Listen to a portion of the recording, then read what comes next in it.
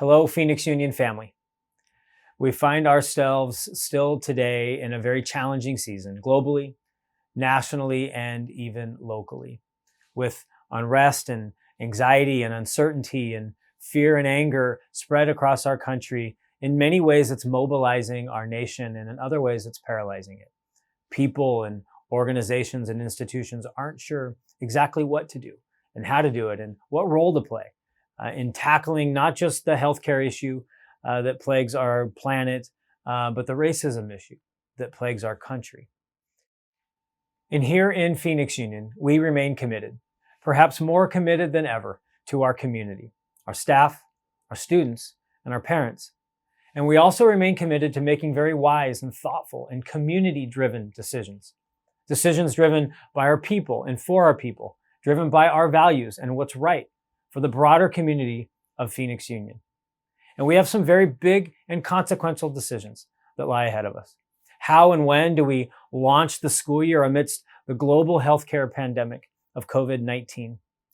And yet also at the same time, some big decisions on how do we responsibly, yet courageously, make decisions and navigate issues of racism and discrimination and oppression here in our nation.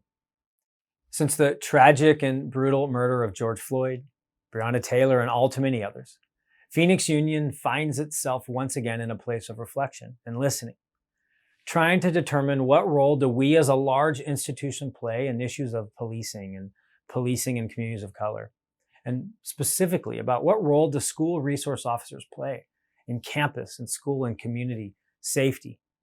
And we've quickly come to the realization that more listening and more focus groups will not solve the issue or bridge the divide. The perspectives are wide on the role of school police officers and policing on campuses. Those in favor of school resource officers are very clear. They demanded them before, they demand them still today, and believe that school resource officers play a critical role in campus safety for staff, for students, and for the broader community. And yet those who are opposed to school resource officers are equally as clear. They demanded the removal of them before, they demand them now, and are just as clear today that police have no role in school safety for staff, for students, and for the broader community.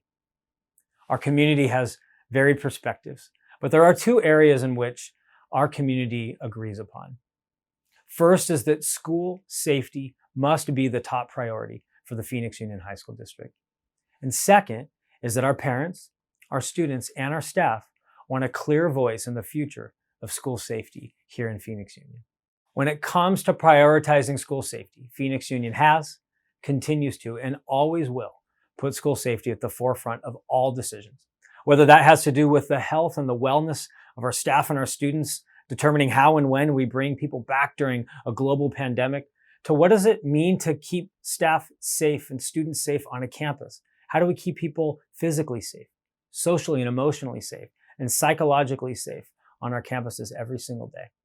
And we're very proud of the plan that we have in place today, known as our Next Gen Safety Security Plan. It has 12 components, and it looks at a variety of issues, a variety of school safety issues, from perimeter safety to social emotional safety. We've added significant social workers and social emotional staff to our campus. It includes how do we build up and train strong security teams, and how do we create specific safety plans for evening schools and weekends and other events. It's a plan that really looks at the whole campus, the whole community, and the whole person to ensure that our campuses are safe for all, not some, not most, but all. And we know that this plan is a great plan, but we also know that it's not perfect.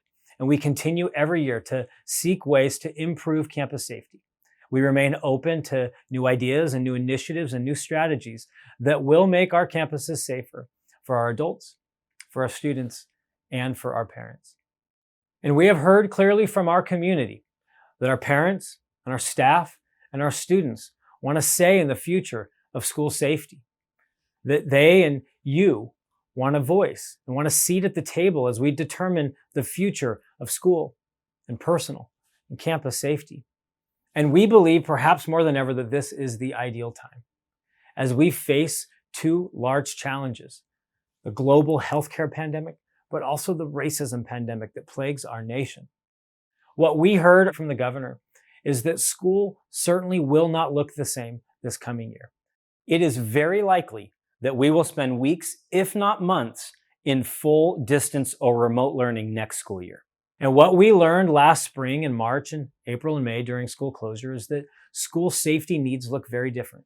And in fact, our school safety teams played a much different role in making phone calls and home visits and even distributing food, again, because day-to-day campus safety issues are dramatically reduced. And likewise, what we learned last spring is that the role of school resource officers and law enforcement played a much smaller role as well. Again, when students and staff are not on campus, the safety needs are reduced. We also know that we must play a role in the racial pandemic that exists in our nation. That, as I said earlier, we must be responsible yet courageous in the role that we play to make sure that we are clearly an anti-racist institution and that we are an institution willing to say publicly that Black lives matter. We will stand with our community, with our communities of color, to say that we will not stand for hate and violence and discrimination and oppression against all people in our nation, but especially those here in our community. And because of that, Phoenix Union is making two very clear yet bold decisions for next school year. The first major decision that we have made is that for the 2020-21 school year, we will not re-sign our annual intergovernmental agreement with the City of Phoenix for school resource officers. As we face the global healthcare crisis, but also the crisis of racism here in our nation, we believe that this is the right year and the right time to pause, reflect, and plan differently for the future of school safety here in Phoenix Union. Now, we also know that as the school year progresses next year, there will be a need for local law enforcement support. And so we will use off-duty officers that we have used in the past to assist our students and our families. These will be trusted officers that we know share our values and align with our values, that we can trust to come in and support us as and when needed next school year. This decision will result in significant savings, and we will take that savings and we'll reinvest that money back into our people. And most specifically, we'll use most of that money to train our security personnel and our security teams to make sure that when we return for the 21-22 school year, that our campus safety and security teams are as well trained and ready to keep campuses as safe as possible into the future. Now, of all this money that we will save in this coming year and reinvest back into our people, we will not allocate any new money to new positions because we want to make sure that for the 21-22 school year, that money is available to be used again for campus safety and campus security. Which leads us to our second major decision that we've heard very clearly from our community, our parents, our staff, and our students, that you want to say and a voice in the future of school safety planning here in Phoenix Union. And we are going to do just that. Next year, the Phoenix Union High School District will launch the largest school participatory budgeting process that our nation has ever seen. And we will allocate the money that we typically use for school resource officers and law enforcement to our community. Real money to real people, real power around decision-making here in Phoenix Union and the future of school safety. And specifically, we will allocate $500,000 to a student-led participatory budgeting process, $500,000 to a staff-led participatory budgeting process, and $200,000 to a parent-led participatory budgeting process. And these PB processes will be focused solely on how to improve school safety here in Phoenix Union. And we are no stranger to participatory budgeting here in Phoenix Union. In fact, just a few years ago, we became the first school system in our nation to launch district-wide participatory budgeting.